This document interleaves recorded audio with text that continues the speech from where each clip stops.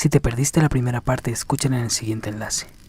Y si no es así, ponte cómodo y escucha 2 historias más de migrantes venezolanos. La casa, Alberto Mejías. Lo que voy a contar me pasó en Bogotá, Colombia, y les juro que fue de verdad. Yo jamás he sido una persona creyente, e incluso no recuerdo la última vez que fui a misa, pero de solo acordarme esto me pongo nervioso. Yo, como muchos otros venezolanos, abandoné todo en busca de buscar un mejor futuro. Salí solo dejando a mi familia y a mi prometida atrás, con la esperanza de sacarlos del país. La intención era trabajar un par de meses en Colombia, reunir el dinero suficiente y de allí partir hasta Chile. Salí con la certeza de un trabajo, pues un amigo de la infancia, colombiano por cierto, me había ofrecido una especie de trabajo a tiempo parcial como cuidador de una propiedad de su familia. Ganaría el mínimo, pero con alojamiento y servicios cubiertos. Salí un 16 de junio y llegué a Bogotá el 17. Mi amigo me recogió en el terminal de pasajeros y de allí me llevó hasta la propiedad.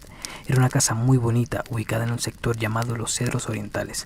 Yo estaba maravillado, pues la zona parecía de gente adinerada y me pagarían solamente por estar allí. Mi amigo además me dijo que había logrado conseguir otro empleo, un bar, que si quería trabajaría de noche para cuidar la casa de día. Como necesitaba todo el dinero posible, accedí. Y allí comenzó mi faena.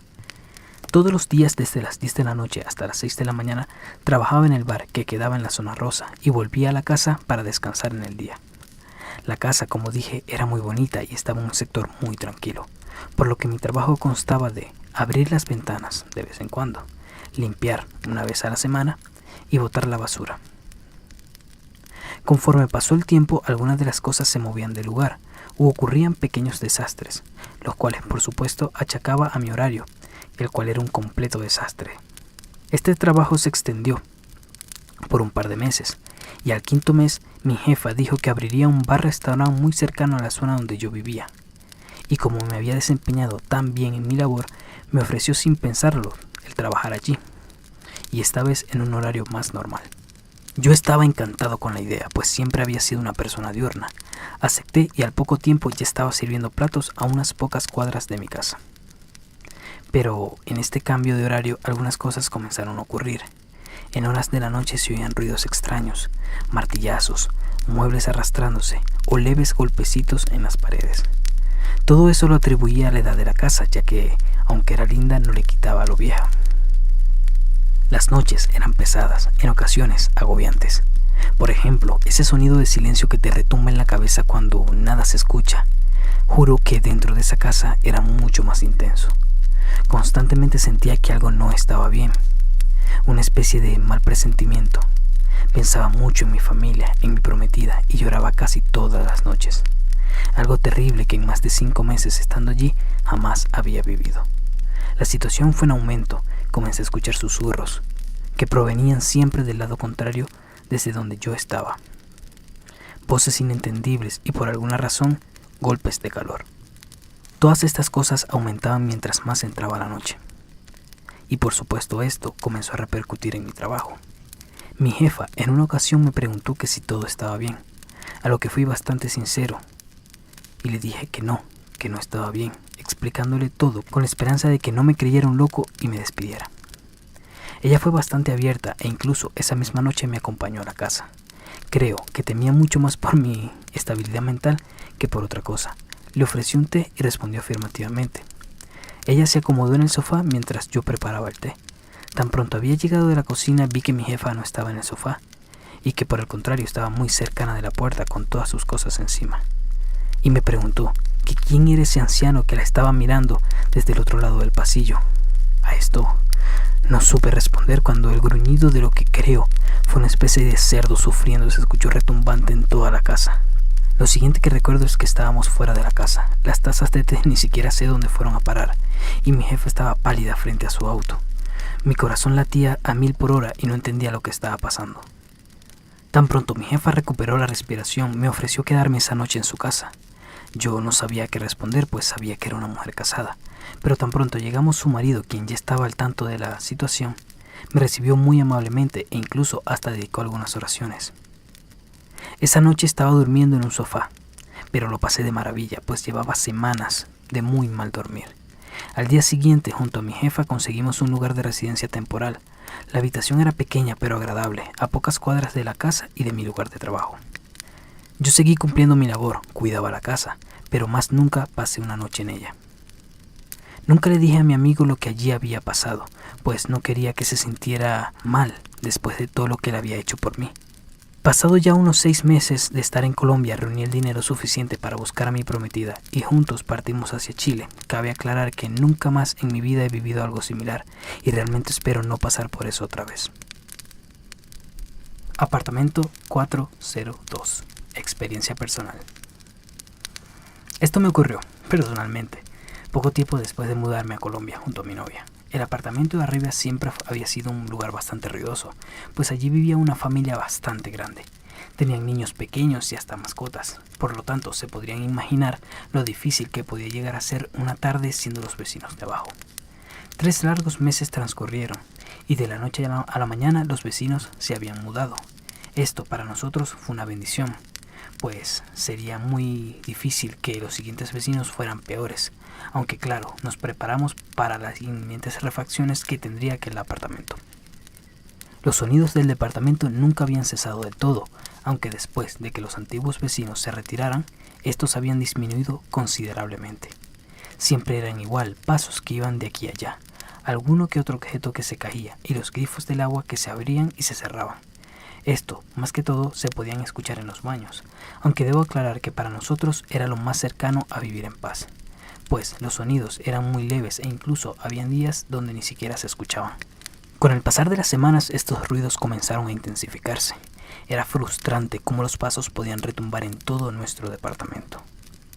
Y las horas, por decirlo de alguna forma, se hacían cada vez más inadecuadas. En muchas ocasiones llamamos a los celadores del conjunto, pero siempre las respuestas eran muy poco efectivas. Hasta en una ocasión llegamos a subir y tocar la puerta de forma bastante enérgica, pero nadie nos atendió. Y claramente sabíamos que estaban en casa, pues pudimos ver sombras debajo de la puerta. Toda la paciencia acabó cuando un día, pasadas las 10 de la noche, se escuchó la caída de una especie de jarrón de vidrio, seguidos de un grito ahogado y un vaivén muy intenso de pasos. En ese momento pensamos lo peor, por lo que nos saltamos todos los protocolos y fuimos directamente al departamento de la administradora y le expusimos la situación.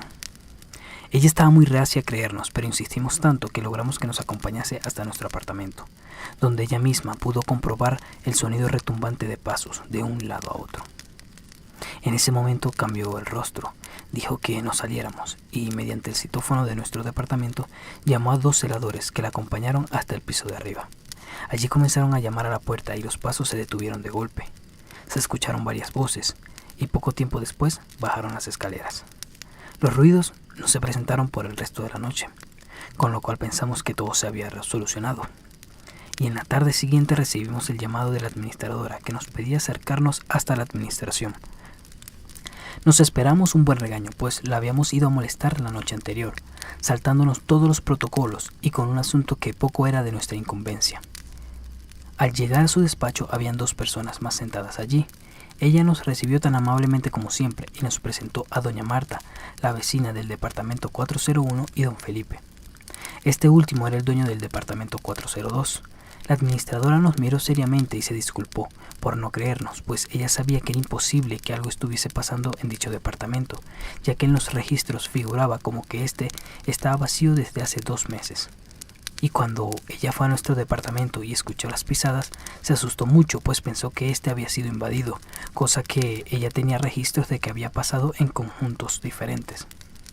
En ese momento doña Marta interrumpió, diciendo que eso era imposible, pues ella nunca había dejado de escuchar movimiento y golpes en las paredes, a lo cual nosotros confirmamos que era cierto que desde que los anteriores vecinos se habían mudado, los sonidos aún persistían y a veces con mucha intensidad. Don Felipe, quien no había hablado hasta el momento, confirmó aquello y dijo que nadie estaba viviendo allí, ya que él mismo se había cansado de intentar arrendarlo, pues las personas que lo vivían terminaban por abandonarlo al poco tiempo, sin demasiadas explicaciones. Doña Marta, quien era una señora de edad avanzada, insistía que allí estaba viviendo alguien de forma ilegal, hasta que el propio don Felipe nos invitó al departamento. Todos, incluyendo la administradora, fuimos a comprobar aquello, pues la verdad para nosotros era muy difícil pensar que eso fuese cierto. Estábamos casi seguros que allí estaba viviendo alguien, Cuando las puertas se abrieron, lo primero que vimos fue cómo la sala estaba mayormente vacía. Solo había un par de cajas de mudanza y un cenicero roto en el suelo. Al entrar al 402 sentí una especie de pesadez en el ambiente. No me sentía nada cómodo estando allí, pero no le di mayor importancia, pues era bastante obvio que estaba sugestionado. Caminé hasta el baño e intenté abrir las llaves, solo para darme cuenta que no había agua. Efectivamente, don Felipe me confirmaba que el ducto estaba cerrado desde hace más de 2 meses, cuando los vecinos anteriores abandonaron el apartamento. Caminé hasta los cuartos y, de igual forma que todo el resto del departamento, estaban vacíos. En ese momento pensé lo peor. Los vellos de los brazos se me erizaron y decidí salir de allí. La señora Marta insistía en que no era cierto y que seguramente tenía gente viviendo allí que salía y entraba cuando nadie se daba cuenta. Nosotros nos retiramos, pues algo nos decía que aquellos sonidos no eran naturales. En ese departamento vivimos un par de meses más. Seguimos escuchando toda clase de ruidos, pero ninguno tan intenso como la noche del jarrón. Podríamos decir que de cierta forma nos acostumbramos, pero a la primera oportunidad que tuvimos nos largamos de allí, y esta vez a un último piso para evitar experiencias similares. Esta experiencia me motivó a buscar más gente que, como nosotros, haya comenzado a vivir sucesos de difícil explicación o directamente paranormales una vez abandonaron el país. Por suerte, pude hallar muchas personas que me compartieron sus vivencias y me permitieron contarlas. Gracias. Si te gustaron, no te olvides de dejar tu like y compartirlo con tus amigos. Sígueme por favor en mis redes sociales y suscríbete a mi canal. Si quieres dejarme tu historia, te dejo en la descripción una dirección de correo para que puedas hacérmela llegar. Gracias por escucharme y buenas noches.